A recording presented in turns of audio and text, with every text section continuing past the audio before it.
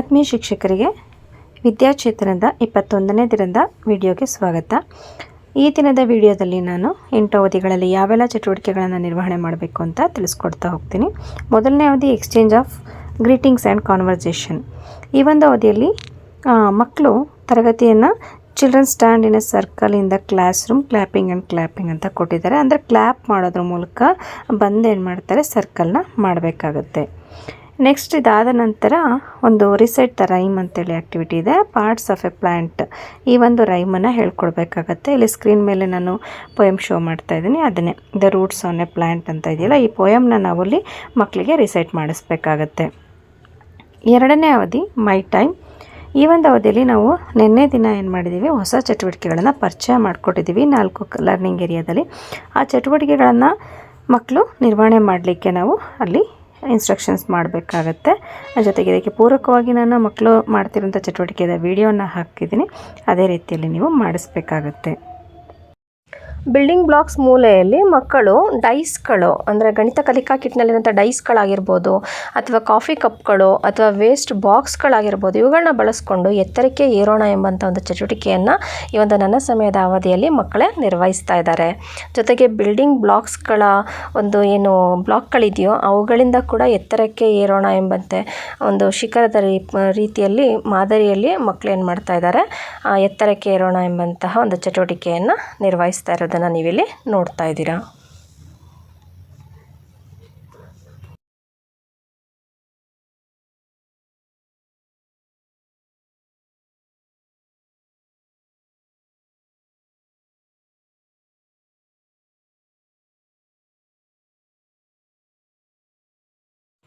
ಹಾಗೆ ಗಣಿತ ಮೂಲೆಯಲ್ಲಿ ದಾಳದ ಚಟುವಟಿಕೆ ಎಂಬಂತಹ ಒಂದು ಚಟುವಟಿಕೆಯನ್ನು, ದಾಳವನ್ನು ಉಪಯೋಗಿಸಿ ಇಲ್ಲಿ ಒಂದು ಚಿತ್ರಪಟದಲ್ಲಿ ನೀವು ನೋಡ್ತಿದ್ದೀರಾ, ಅದನ್ನು ಬಳಸ್ಕೊಂಡು ಮಕ್ಕಳು ಏನು ಮಾಡ್ತಾ ಇದ್ದಾರೆ, ಆ ಚಟುವಟಿಕೆಯನ್ನು ನಿರ್ವಹಿಸ್ತಾ ಇದ್ದಾರೆ. ಇದನ್ನು ಯಾವ ರೀತಿ ಮಾಡಬೇಕು ಅಂತ ನಾನು ನಿನ್ನೆ ದಿನದ ವಿಡಿಯೋದಲ್ಲಿ ತಿಳಿಸ್ಕೊಟ್ಟಿದ್ದೆ. ಅಂದರೆ ದಾಳವನ್ನು ಬಿಡಬೇಕು, ಆ ದಾಳದ ಮೇಲ್ಮೈಯಲ್ಲಿ ಬಿದ್ದಂತಹ ಸಂಖ್ಯೆಗನುಗುಣವಾಗಿ, ಈಗ ಉದಾಹರಣೆಗೆ 2 ಅಂತ ಬಿದ್ದಿದ್ರೆ ಆ 2 ಅಂತದ್ದು ಈ ವೃತ್ತಾಕಾರದಲ್ಲಿ ಎಲ್ಲಿ 2 ಚುಕ್ಕೆಗಳಿದೆಯೋ ಅದರ ಮೇಲೆ ಏನು ಮಾಡಬೇಕು, 1ನೇ ತರಗತಿ ಮಗು ಆದರೆ ಒಂದು ಹುಣಸೆ ಬೀಜ ಅಥವಾ ಒಂದು ಗೋಲಿಯನ್ನು ಇಡಬೇಕು.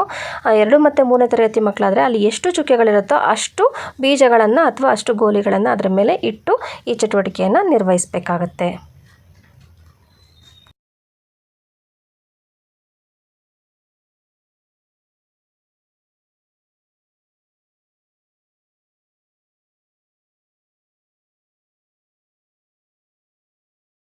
ಅನ್ವೇಷಣಾ ಮೂಲೆಯಲ್ಲಿ ನಾವು ಬಾಯಾರಿದ ಕಾಗೆಯ ಒಂದು ಕಥೆಯನ್ನು ಹೇಳ್ಕೊಟ್ಟಿದ್ವಿ ನೆನ್ನೆ ದಿನ.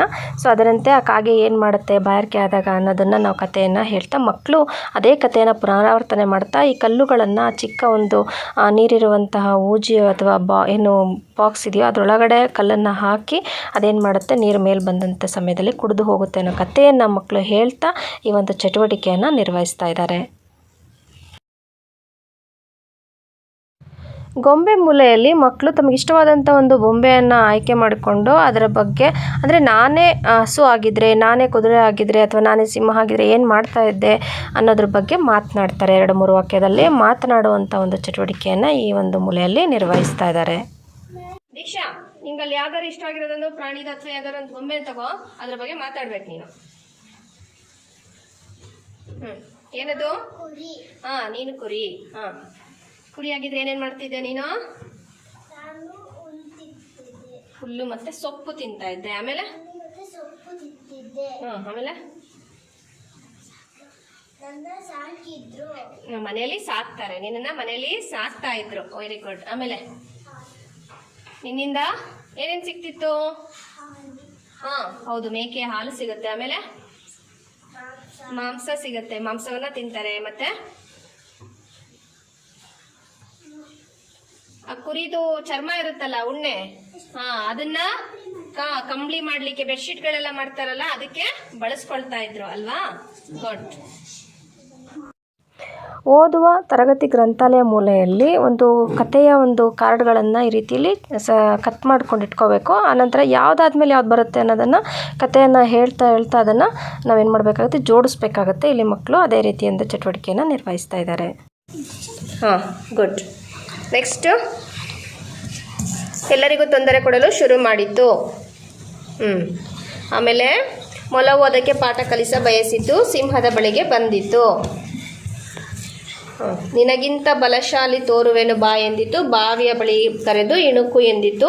ಸಿಂಹವು ತನ್ನದೇ ಬಿಂಬ ನೋಡಿತು, ಅದನ್ನು ಹಿಡಿಯಲೆಂದು ಬಾವಿಗೆ ಹರಿತು, ಬಾವಿಯೊಳಗೆ ಮುಳುಗಿ ಪ್ರಾಣ ಬಿಟ್ಟಿತ್ತು. ಈ ರೀತಿಯಲ್ಲಿ ಜೋಡಿಸೋದಕ್ಕೆ ನೆನೆ ಹೇಳ್ಕೊಟ್ಟಿದ್ದೆ ಅಲ್ವಾ ಓದುವ ಮೂಲೆಯಲ್ಲಿ. ಗುಡ್, ಚೆನ್ನಾಗಿ ಜೋಡಿಸಿದ್ದಾನೆ.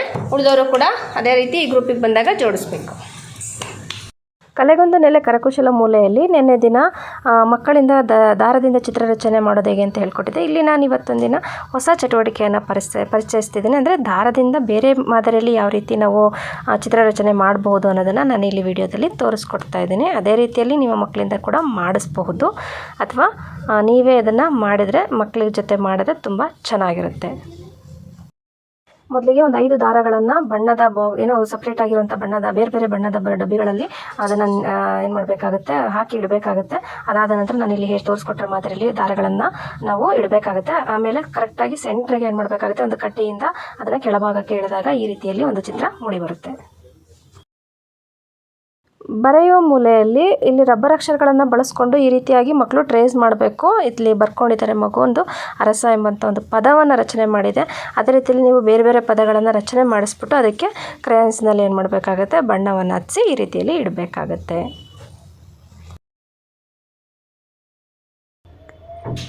ಇನ್ನು 3ನೇ ಅವಧಿ ಬೇಸಿಕ್ ನ್ಯೂಮರಿಕಲ್ ನಾಲೆಜ್ ಅಂತೇಳಿ. ಈ ಒಂದು ಅವಧಿಯಲ್ಲಿ ನಾನ್ ಸ್ಟ್ಯಾಂಡರ್ಡ್ ಮೆಜರ್ಮೆಂಟ್ಸ್ ಅಂತೇಳಿ ಕೊಟ್ಟಿದ್ದಾರೆ. ಅಂದರೆ ಅನೌಪಚಾರಿಕ ಅಳತೆ ಮಾನಗಳು ಅಂತೇಳಿ. ಇದಕ್ಕೆ ಸಂಬಂಧಪಟ್ಟಂತೆ ಇಲ್ಲಿ ನಾವು ನಮ್ಮ ಶಾಲೆಯಲ್ಲಿ ಲೀಟರ್ಗೆ ಸಂಬಂಧಪಟ್ಟಂತಹ TLMಗಳಿದೆ. ಆ ಒಂದು TLMಗಳನ್ನ ಬಳಸ್ಕೊಂಡು ಯಾವುದು ಹೆಚ್ಚು ಹಿಡಿಯುತ್ತೆ, ಯಾವುದು ಕಡಿಮೆ ಹಿಡಿಯುತ್ತೆ, ಈ ಒಂದು ಕಾನ್ಸೆಪ್ಟನ್ನು ನಾವಲ್ಲಿ ಮಕ್ಕಳಿಗೆ ಮೂಡಿಸ್ಬೇಕಾಗತ್ತೆ. ಇದಕ್ಕೆ ಪೂರಕವಾಗಿ ವಿಡಿಯೋ ಇದೆ, ವಿಡಿಯೋ ಕನ್ನಡದಲ್ಲಿ ಇದೆ. ದಯಮಾಡಿ ಅದನ್ನು ಕೆಲವೊಂದು ಸೆಂಟೆನ್ಸಸ್ಗಳನ್ನಾದ್ರೂ ಮಕ್ಕಳಿಗೆ ಅಲ್ಲಿ ಮೆಷರ್ಮೆಂಟ್ಗೆ ಸಂಬಂಧಪಟ್ಟಂತೆ ಸ್ವಲ್ಪ ಸೆಂಟೆನ್ಸಸ್ಗಳನ್ನ ಫಾರ್ಮ್ ಮಾಡಿ ನಾವು ಇಂಗ್ಲೀಷ್ನಲ್ಲಿ ಹೇಳೋ ರೀತಿಯಲ್ಲಿ ಮಾಡಿಕೊಡ್ಬೇಕಾಗತ್ತೆ. ನಾನು 2 ಲೀಟರ್ ಅಂದ್ರೆ ಅಳತೆ ಮಾಡುವಂತಹ ಇವು ಮಾಪನಗಳನ್ನ ತಗೊಂಡಿದ್ದೀನಿ. ಈಗ ಇಲ್ಲಿ ಒಂದು ದೊಡ್ಡದಿದೆ, ಒಂದು ಚಿಕ್ಕದಿದೆ. ಯಾವ್ದು ದೊಡ್ಡದು ಯಾವ್ದು ಚಿಕ್ಕದು ಅಂತೇಳಿ ನಾನು ಈಗ ಪ್ರಯೋಗ ಮಾಡಿ ತೋರಿಸ್ತೀನಿ. ಅದ್ರ ಮೂಲಕ ನೀವು ಯಾವ್ದು ದೊಡ್ಡದು ಯಾವ್ದು ಚಿಕ್ಕದು ಅಂತೇಳಿ ತಿಳ್ಕೊಬಹುದು. ಉದಾಹರಣೆಗೆ ಈಗ ಇದು ದೊಡ್ಡದಲ್ವಾ, ಈಗ ಇದಕ್ಕೆ ನೀರ್ ಹಾಕ್ತೀನಿ ನೋಡಿ ಮಕ್ಳ. ಇದಕ್ಕೆ ನೀರ್ ಹಾಕ್ತಾ ಅಲ್ವಾ, ಇದೇ ನೀರನ್ನ ಇದಕ್ಕೆ ಹಾಕ್ತೀನಿ. ಇದರಿಂದ ಏನ್ ಮಾಡ್ತೀನಿ, ಇದಕ್ಕೆ ಹಾಕ್ತೀನಿ ನೋಡಿ. ಏನಾಯ್ತು ಮಕ್ಳ, ಇನ್ನು ಉಳಿತಲ್ವಾ, ಇನ್ನು ಉಳಿತು. ಅಂದ್ರೆ ಯಾವ್ದು ದೊಡ್ಡದು ಮಕ್ಳ, ಇದು ದೊಡ್ಡದಲ್ವಾ, ಇದು ಚಿಕ್ಕದಾಯ್ತು. ಹಾಗೆ ಈಗ ಇದರಿಂದ ನೀರನ್ನ ಈ ಸಣ್ಣದಿದೆಯಲ್ಲ, ಈಗ ಸಣ್ಣದಂತ ಗೊತ್ತಾಯ್ತಲ್ವಾ, ಇದರಿಂದ ನೀರನ್ನ ಇದಕ್ಕೆ ತುಂಬಿಸೋಣ. ಎಷ್ಟು ಲೋಟ ಇಡ್ಸುತ್ತೆ ನೋಡೋಣ, ಆಯ್ತಾ?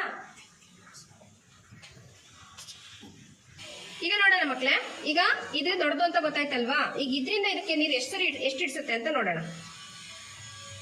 ನೋಡಿ, ಇದು ತುಂಬಾ ತುಂಬಿಸ್ಕೊತೀನಿ. ಎಷ್ಟಾಗ್ತೆ, ಒಂದು ಲೋಟ ಅಲ್ವಾ. ಈಗ ಮತ್ತೆ ಇನ್ನೊಂದು ಗ್ಲಾಸ್ ಹಾಕ್ತೀನಿ. ಏನಾಯ್ತು, ಫುಲ್ ಆಯ್ತಲ್ಲ. ಅಂದ್ರೆ ಇದರಿಂದ 2 ಗ್ಲಾಸ್ ನೀರನ್ನ ಇದರಿಂದ 2 ಸಾರಿ ಇದಕ್ಕೆ ಹಾಕ್ತೆ ಅಲ್ವಾ. ಇದರಿಂದ 2ರಷ್ಟು ಅಂದ್ರೆ ಇದರ 2ರಷ್ಟು ಇದು ನೀರು ಹಿಡಿಯುತ್ತೆ. ಗೊತ್ತಾಯ್ತಾ ಮಕ್ಳ? ಯಶಸ್ವಿನಿ ಗೊತ್ತಾಯ್ತಾ? ಏನ್ ಗೊತ್ತಾಯ್ತು, ಬಾಯ್ಲಿ ಕಡೆಗೆ. ಈಗ ಇದ್ರಲ್ಲಿ 1 ಗ್ಲಾಸ್ ನೋಡಿ, ಇದ್ರಲ್ಲಿ 1 ಗ್ಲಾಸ್ ಹಾಕ್ತೀನಿ. ಇನ್ನು ಇಲ್ಲಿ ಎಷ್ಟು ಗ್ಲಾಸ್ ನೀರಿದೆ, ಈ ಅಳತೆಯಲ್ಲಿ ಎಷ್ಟು ಗ್ಲಾಸ್ ನೀರಿದೆ ಇದ್ರೊಳಗಡೆ? ಇನ್ನ 1 ಗ್ಲಾಸ್ ಇದೆ. ಇದ್ರಲ್ಲಿ 2 ಗ್ಲಾಸ್ ಹಾಕ್ತೆ ಅಲ್ವಾ. ಈ ಲೋಟಕ್ಕೆ ಏನ್ ಮಾಡಿದೆ, 2 ಗ್ಲಾಸ್. ಇದ್ರಲ್ಲಿ 1 ಗ್ಲಾಸ್ ಹಾಕಿದ್ದೆ, ಈಗ ಇನ್ನೊಂದು ಗ್ಲಾಸ್ ಹಾಕಿದ್ರೆ ಏನಾಯ್ತು, 2 ಗ್ಲಾಸ್ ನೀರಾಯ್ತಲ್ವಾ. ಈಗ ಇದಕ್ಕೆ ಏನ್ ಮಾಡ್ತೀನಿ ನೋಡಿ, ಇದ್ರ ಅರ್ಧದಷ್ಟು ನೋಡಿ, ದೊಡ್ಡದ್ರಲ್ಲಿ ಅರ್ಧದಷ್ಟು ನೀರು 1 ಗ್ಲಾಸಿಗೆ ಹಿಡಿಯುತ್ತೆ ಇದ್ರಲ್ಲಿ. ಗೊತ್ತಾಯ್ತಲ್ಲ?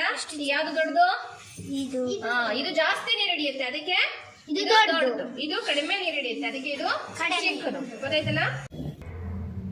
4ನೇ ಅವಧಿ ಕ್ರಿಯೇಟಿವ್ ಆರ್ಟ್ಸ್.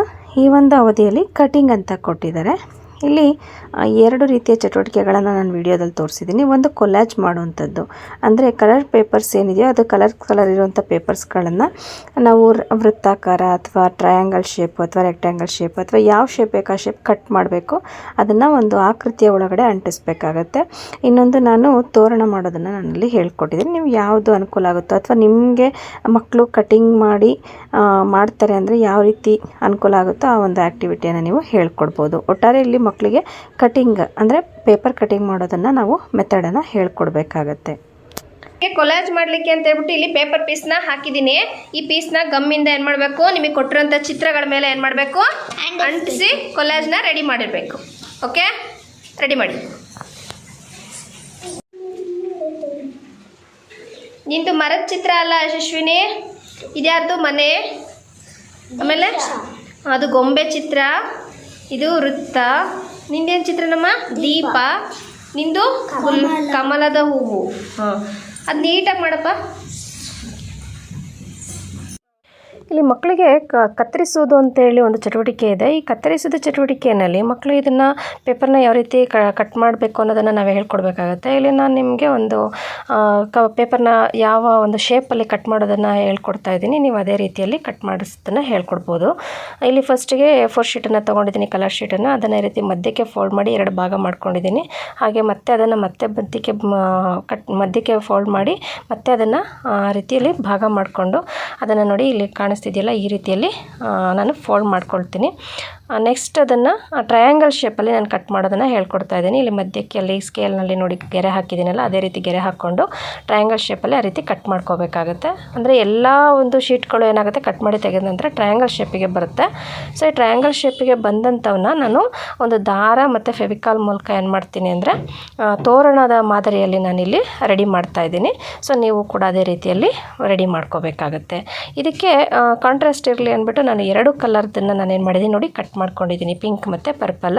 ಸೊ 2 ಕಲರ್ದನ್ನು ನಾನು ಈ ರೀತಿ ದಾರ ತೊಗೊಂಡು ಏನು ಮಾಡ್ತಾ ಹೋಗ್ತೀನಿ, ಒಂದೊಂದನ್ನೇ ಒಂದು ಕಡೆ ನೋಡಿ ಅಲ್ಲಿ ಫೋಲ್ಡ್ ಮಾಡ್ತೀನಿ. ಫೋಲ್ಡ್ ಮಾಡಿ ಅದಕ್ಕೆ ಗಮ್ ಹಾಕಿ ಏನು ಮಾಡ್ಬೋದು, ಆ ರೀತಿ ಫೋಲ್ಡ್ ಮಾಡಿ ಅದರೊಳಗಡೆ ಗಮ್ ಹಾಕಿ ದಾರದೊಳಗಡೆ ಸೇರಿಸಿ ಪೂರ್ತಿ ತೋರಣದ ರೀತಿಯಲ್ಲಿ ನಾನಿಲ್ಲಿ ರೆಡಿ ಮಾಡ್ತಾ ಇದ್ದೀನಿ.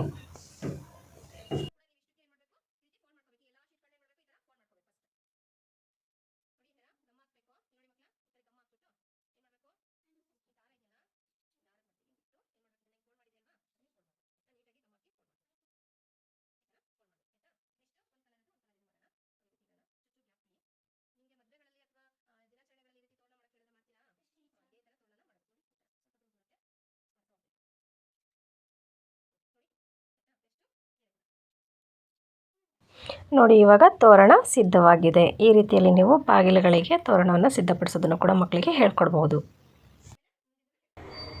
ಇನ್ನು 5ನೇ ಅವಧಿ ಲ್ಯಾಂಗ್ವೇಜ್ ಡೆವಲಪ್ಮೆಂಟ್. ಈ ಒಂದು ಅವಧಿಯಲ್ಲಿ ಇಲ್ಲಿ ನಾವು ಇದನ್ನು ವಿದ್ಯಾಪ್ರವೇಶಕ್ಕೆ ಸಂಬಂಧಿಸಿದಂಥ ಚಟುವಟಿಕೆಗಳಲ್ಲಿ ನಿರ್ವಹಣೆ ಮಾಡಿದ್ವಿ. ಅದನ್ನು ಕನ್ನಡದಲ್ಲಿ ಮಾಡಿದ್ವಿ.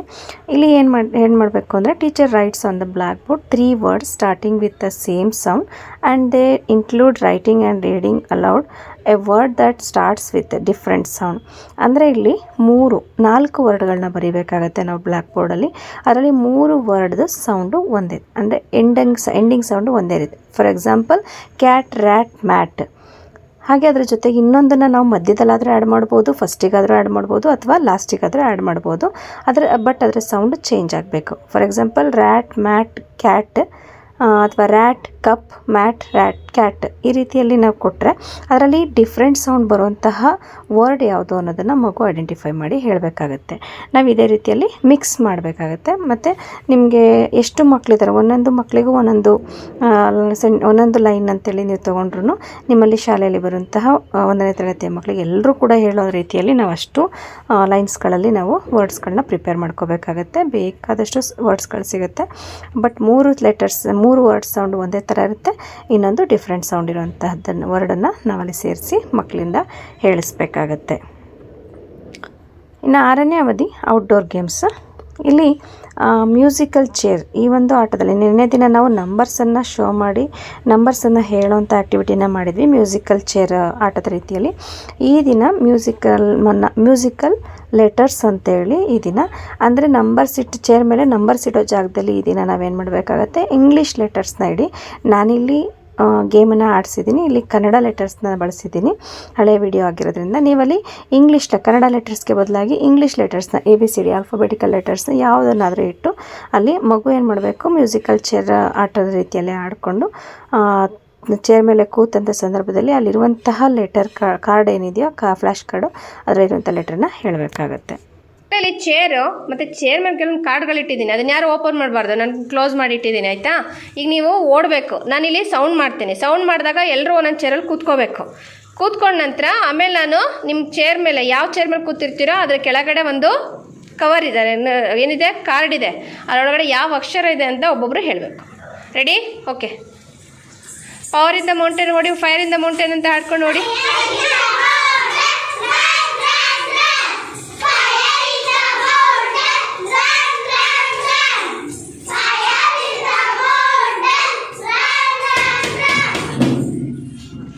ಹಾಂ, ಅದೇ ಚೇರ್ ಮೇಲೆ ಕೂತ್ಕೊಂಡ್ರಾ?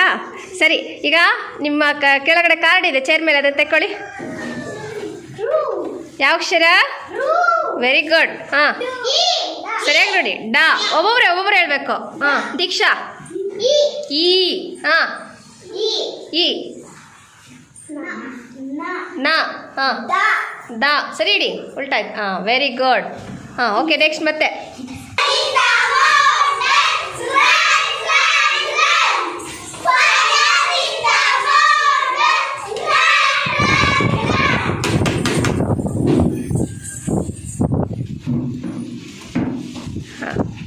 ಹಾಂ, ಈಗ ತೆಗೀರಿ ನಿಮ್ಮ ಜಾಗದಲ್ಲಿರೋಂಥದ್ದು.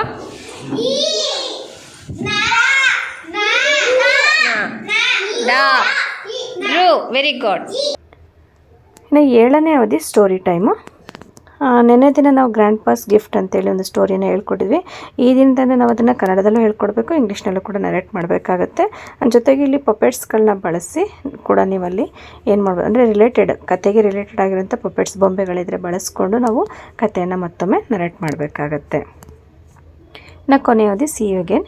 ಇದು ನಿಮಗೆಲ್ಲ ಗೊತ್ತಿರೋ ಹಾಗೆ 7 ಅವಧಿಗಳ ನಿರ್ವಹಣೆ ಮಾಡಿರೋಂಥ ಚಟುವಟಿಕೆಗಳನ್ನು ಮತ್ತೆ ರಿಕಾಲ್ ಮಾಡಬೇಕಾಗತ್ತೆ.